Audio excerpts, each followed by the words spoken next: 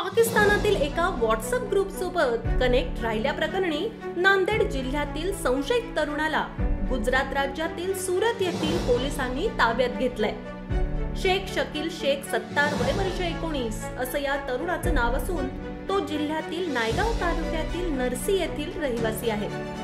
जयेश बाबा राजपूत या व्हॉट्सअप ग्रुपवर सनातन संघाचे राष्ट्रीय अध्यक्षांसह काही पत्रकारांना जीवे मारण्यासंदर्भात चॅटिंग केल्याचा संशय आहे। या संशयावरून गुजरातच्या तपास यंत्रणेकडून तरुणाला ताब्यात घेतल्याची माहिती आहे। गुजरात पोलिसांच्या या कारवाईने नांदेड जिल्ह्यात खळबळ उडाली आहे।